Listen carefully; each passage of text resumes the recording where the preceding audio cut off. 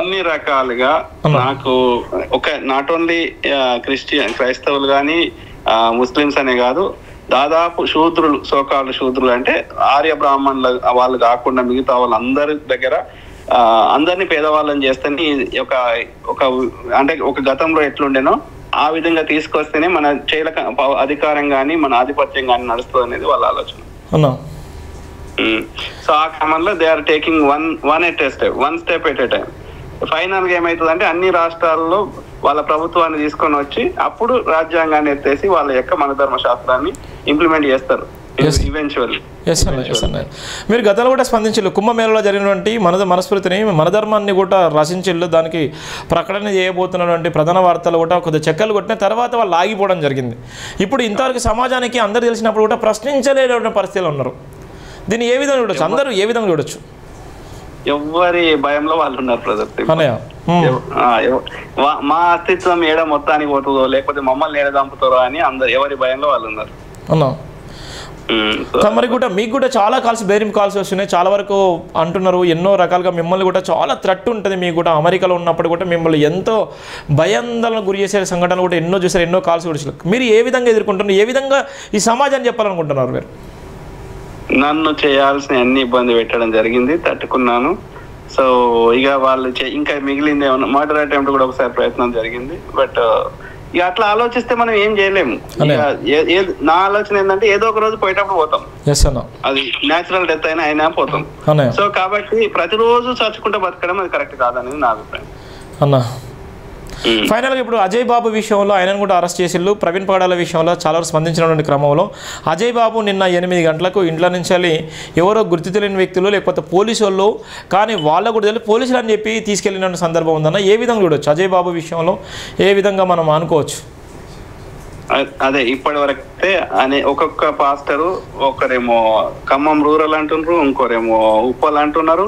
కానీ ఇప్పటి వరకు ఎవరు డైరెక్ట్ గా కలిసినట్టయితే మనకైతే ఎలాంటి ఆధారం అయితే. సో ఈవెన్ ఆయన క్రైస్తవ జేఏసీ అధ్యక్షుడు అని చెప్పి ఆయన కూడా ఒక వీడియో పెట్టిండు, నేను ఆ ఐజీతో మాట్లాడినా ఇంకోటితో మాట్లాడినా అని చెప్పిండు. కానీ వాళ్ళు ఎవరికి చెప్పినా ఏమంటున్నారు, మేము బిజీ ఉన్నాము, ఇక్కడ వేరే స్టేషన్లు ఉండొచ్చు ఇట్లా అంటున్నారు తప్ప ఇక్కడ ఉన్నాడు అనేది మాత్రం క్లియర్ గా చెప్పట్లేదు. అయితే నా అంచనా ప్రకారం ఏంటంటే మరి మేబీ భద్రాచలము ఈ శ్రీరామనవమి ఉందని ఉద్దేశంలోనో లేకపోతే ఏది ఏమైనా వీకెండ్ కి మాత్రం ఆయనకు ఒక 2-3 రోజుల లోపల ఉంచి ఆయనకు ఏమంటారు జర బుద్ధి మళ్ళా ఇంకోసారి నోరు వారేసుకోకుండా చేయాలన్న ఉద్దేశంలో అట్లా చేసిందేమో అనిపించింది. అంటే పోలీసులు అట్లా చేయడానికి కూడా ఆస్కారం లేదు కదా, రాజ్యాంగానికి లోబడి పనిచేసినటువంటి పోలీస్ అధికారులే 41 CRP కింద నోటీసులు ఇచ్చి ఆయనకి కుటుంబానికి చెప్పి ఆయన తీసుకెళ్ళాలి. ఎందుకంటే ఆయన గతంలోనే 5 days బ్యాక్ ఆయన కేసు పెట్టిండు, అటెంప్ట్ మర్డర్ కింద ఆయన కేసు పెట్టేసింది, నన్ను చంపేస్తున్నారు అని ఎవడని తీసుకోపోయి కొద్దిమంది ఒక 5 పేర్లు కూడా పెట్టడం జరిగింది. FIR కాపీ కూడా FIR అయింది. అలాంటి అక్యూజ్ పర్సన్ని ఏ విధంగా ఫస్ట్ వీళ్ళని తీసుకెళ్తారు? ఈయన ఏ విధంగా అసలు ఐడియల్ గా చట్టం మాట్లాడితే తీసుకోవాలి. They are abusing their power. అది చాలా సందర్భాల్లో మనకి ప్రూవ్ అయింది. మనం తీన్మార్ మల్లన్ అరెస్ట్ ఎత్తుకుపోయినరు, తర్వాత రఘు జర్నలిస్ట్ ఎత్తుకుపోయినరు. So they are abusing their power. అది మనం ఏం చేయాలంటే ఒక మంచి అటార్నీని పెట్టుకొని కొట్లాడాలి. అంటే ఇట్లా చాలా వరకు ఇవే జరిగితే రేపు పొద్దున ఎవరు బయటకు వచ్చి మాట్లాడతారు, ఎవరు వచ్చి ప్రశ్నిస్తారు? అనేక మంది టీవీ ఛానల్స్ మసిపూసి మాట్లాడి చేస్తున్నాయి. కనీసం ప్రవీణ్ పగడాల గురించి చెప్పాలంటే ఎవరు కూడా మాట్లాడలేదు. మీరు అంత దూరం ఉండి మీరు మాట్లాడుతున్నప్పటికీ మీ లక్షలాది మంది మీ వీడియోలు కానీ మీరు మాట్లాడుతున్నటువంటి తీరు కానీ అందరూ గమనిస్తున్నారు. మీరు ఒక్కళ్ళే నిలబడుతున్నారు. ఇలా చాలా వరకు విషయంగా హక్కుతున్నారు. ఇష్టానుసారంగా మా వ్యక్తిని చంపిల్లు, వ్యక్తిత్వాన్ని చంపుతున్నారు. ఆయనే తాగుబోతులా చిత్రీకరిస్తున్నారు, అవమానానికి గురి చేస్తున్నారు. క్రైస్తవ సమాజం అంటే ఎంత భయంకరంగా ట్రోల్ చేయాలి ఆ విధంగా భయంకరంగా ట్రోల్ చేస్తున్నారు.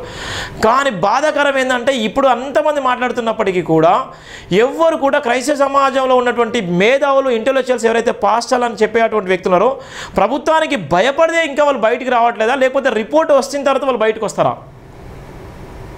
వాళ్ళు అందులో కూడా అదే నేను ఇంతకుముందు చెప్పినట్టు వాళ్ళ కొందరు మాట్లాడుతున్నారు. ఇప్పుడు కేఏ పాల్ గారు గట్టిగానే వాయిస్ ఇస్తున్నారు. హర్ష కుమార్ గారు గతంలో ఇచ్చింది కానీ నాకున్న సమాచారం మేరకి పోలీసులు బాగా ప్రెషర్ పెడుతున్నారు ఆయన మీద అని. తర్వాత విజయేంద్ర ప్రసాద్ గతంలో మాట్లాడిండు పాస్టర్ గారు, కానీ ఆయన మీద కూడా బాగా ప్రెషర్ పెడుతుందో ఆర్థిక మూలాల మీద దెబ్బ కొడతామని బెదిరిస్తుంది అనేది. సో పోలీసులు మేము న్యాయం ప్రశ్నిస్తే మీరు మత కళలను సృష్టిస్తారు అని ఒక తప్పుడు నరేటివ్ చేసి మీరు నోరు మూసుకోమన్నట్టు చెప్తున్నారు.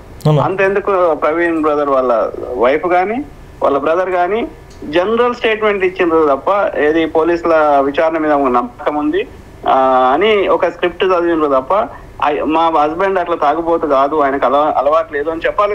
ఇంత మాకు న్యాయం కావాలని చెప్పాలి కదా.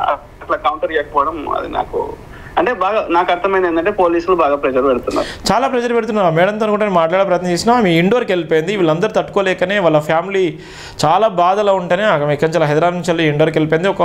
ఎందుకంటే విచారణ జరుగుతుంది, మేము ఏం మాట్లాడినా కూడా మాకు ప్రెజర్ ఉన్నది, చాలా ఇబ్బంది పడుతున్నాం అని కూడా వాళ్ళు జెసికా మేడం కూడా వెళ్ళిపోయిందని వాళ్ళ కుటుంబ సభ్యులతో నిన్న మాట్లాడే ప్రయత్నం చేస్తే వాళ్ళు చాలా బాధపడుతున్నారు. వాళ్ళ మదర్తో కూడా మాట్లాడించేటువంటి ప్రయత్నం చేశాను. వాళ్ళు ఏంటంటే నా కొడుకు అలాంటి సిచ్యువేషన్లో లేడు, నా కొడుకు కాదు అని వాళ్ళు స్పష్టంగా చెప్తున్నారు. చెప్పే వాళ్ళకైతే స్పష్టంగా చెప్తున్నారు. వాళ్ళు మీడియా ముందుకు రాకపోయినప్పుడు కూడా వాళ్ళు స్పష్టంగా చెప్తున్నారు. కావాలని కుట్ర చేసిన నా కొడుకు అయితే ఆయన కానే కాదు అని కూడా మదర్ చెప్తుంది, వాళ్ళ బ్రదర్ చెప్తున్నారు, వాళ్ళ సిస్టర్ కూడా చెప్తున్నారన్న. వాళ్ళు మీరు చెప్పినట్టుగా ఏదైతే ప్రభుత్వంలో ఉన్నటువంటి పెద్దలు కానీ ఎవరైతే క్రైస్తవ సమాజంలో ఉన్నటువంటి వ్యక్తులు కానీ వాళ్ళని ఏ విధమైనటువంటి ప్రెజర్ పెడుతున్నారో మనకు అర్థం కావచ్చు అన్న.